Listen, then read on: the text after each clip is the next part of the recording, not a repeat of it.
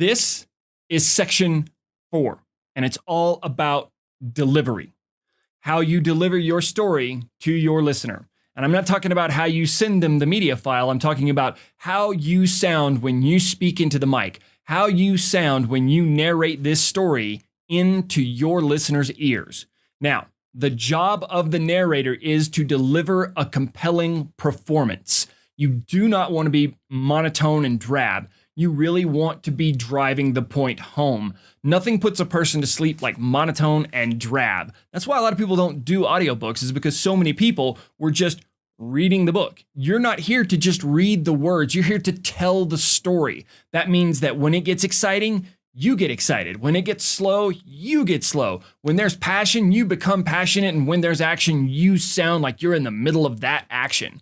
So that's the job of the storyteller. Let's just make sure that we talk about that one more time. Your job is to deliver a compelling performance. You are telling a story. You are not reading a book. It's two totally different things. Even if you're doing nonfiction, you are telling a story. If you wrote that nonfiction, then you know that there are things in there that you want to emphasize on. Emphasize on them. Don't be bland. Don't be drab. Don't be boring. Let's move on to the next video.